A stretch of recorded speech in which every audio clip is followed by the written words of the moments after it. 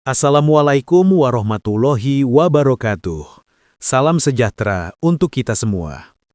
Perkenalkan, saya Muhammad Yusuf, guru kelas 6 di SDN Ranca Manyar 2.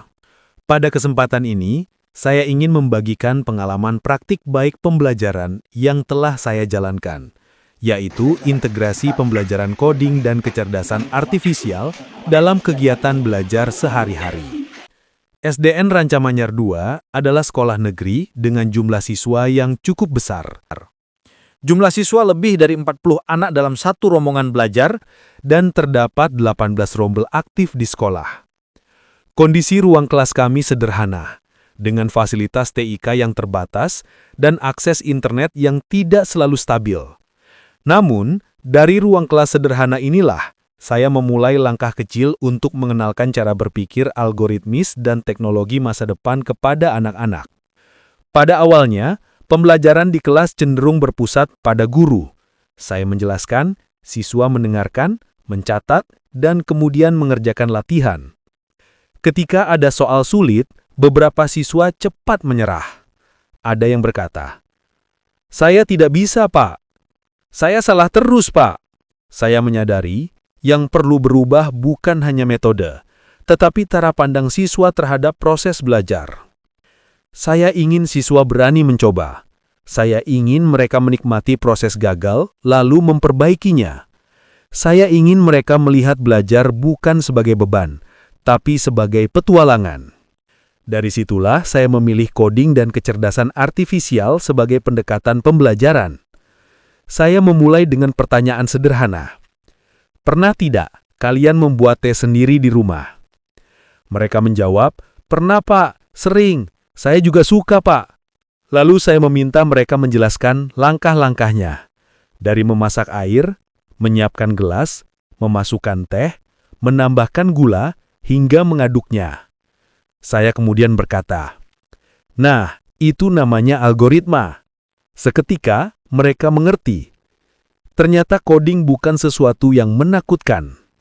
Kami meyakini bahwa pembelajaran yang baik bukan hanya menyampaikan pengetahuan, tetapi juga menumbuhkan keberanian untuk mencoba, mengasah logika, dan membentuk kebiasaan berpikir sistematis. Oleh karena itu, sebelum memperkenalkan coding, saya memulai dari hal yang sederhana dan dekat dengan siswa. Pola, langkah-langkah, dan instruksi kehidupan sehari-hari. Misalnya, saya meminta siswa menjelaskan langkah menyeduh teh manis dari awal sampai akhir. Dari aktivitas sederhana itu, siswa belajar bahwa sebelum bertindak, kita perlu menyusun urutan langkah. Setelah mereka memahami konsep algoritma secara konkret, barulah saya memperkenalkan coding berbasis blok. Laptop digunakan secara bergiliran dalam kelompok besar berisi 6-8 siswa. Ketika satu siswa mengoperasikan laptop, teman lainnya bertugas menjadi pengarah dan pengingat alur instruksi. Di sini, setiap anak memiliki peran, dan tidak ada yang hanya menonton. Satu laptop digunakan bergantian dalam kelompok, bukan menjadi penghalang, tetapi menjadi sumber kerjasama. Ketika program berjalan tidak sesuai perintah, saya tidak langsung memberi jawaban. Saya hanya bertanya, langkah mana yang belum sesuai dengan tujuan? Dan disitulah mereka mulai belajar berpikir. Mereka mencoba, mereka memperbaiki, mereka mengulang, dan tiba-tiba mereka berhasil. Terdengar sorak kecil dari satu kelompok, yang lain ikut tersenyum. Mereka merayakan usaha, bukan hanya hasil. Pada tahap ini, kesalahan sering terjadi, tapi justru disinilah pembelajaran paling bermakna. Ketika program tidak berjalan sesuai rencana, saya tidak langsung memperbaiki. Saya bertanya, bagian mana dari langkahmu yang belum sesuai dengan tujuan? Siswa belajar untuk mengecek ulang, memperbaiki, dan mencoba kembali.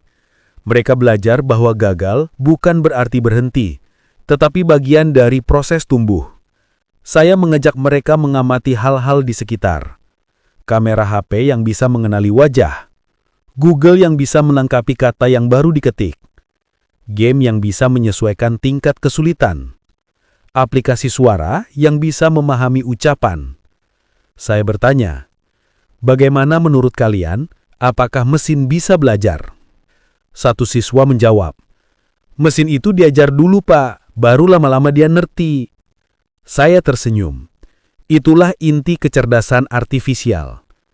Mereka mulai memahami teknologi dengan sadar, bukan hanya memakai, tetapi mengerti cara kerja dan dampaknya. Perubahan yang saya lihat di kelas sangat nyata. Anak-anak yang sebelumnya takut berbicara, mulai berani menjelaskan hasil karyanya di depan kelas. Mereka saling mendukung dalam kelompok, mereka terbiasa berpikir dulu, melakukan kemudian. Bahkan, pola pikir ini terbawa ke mata pelajaran lain. Saat mengerjakan matematika, mereka mencoba memahami langkahnya terlebih dahulu sebelum bertanya. Dampaknya sangat terasa pada sikap dan cara mereka berinteraksi. Siswa menjadi lebih sabar, ingin tahu, dan mampu bekerja sama. Mereka tidak lagi melihat teknologi hanya sebagai hiburan, tetapi sebagai alat untuk berkarya dan belajar. Namun perubahan ini tidak selesai di sini. Pembelajaran ini adalah langkah awal, dan kami memiliki arah tindak lanjut yang jelas untuk mengembangkan sekolah ke depan. Rencana tindak lanjut sekolah. 1. Program pembelajaran berjenjang. Kelas 4 mulai dengan pola dan algoritma konkret. Kelas 5 belajar coding visual, dan kelas 6 mengintegrasikannya dengan proyek berbasis tema. 2. Penguatan komunitas belajar guru. Setiap bulan, kami melaksanakan sharing praktik baik antar guru dan pelatihan internal sederhana.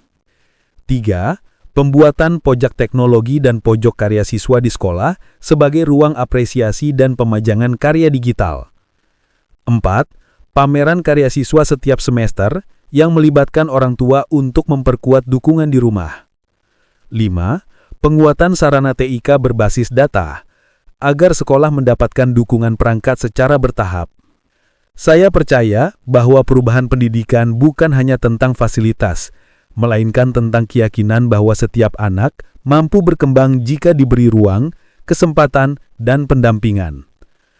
Pembelajaran coding dan kecerdasan artifisial bukan bertujuan untuk menjadikan semua anak programmer, tapi untuk membekali mereka cara berpikir yang runtut, kreatif, berani mencoba, dan tidak mudah menyerah.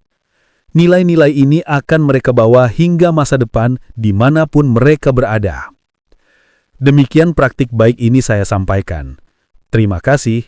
Wassalamualaikum warahmatullahi wabarakatuh.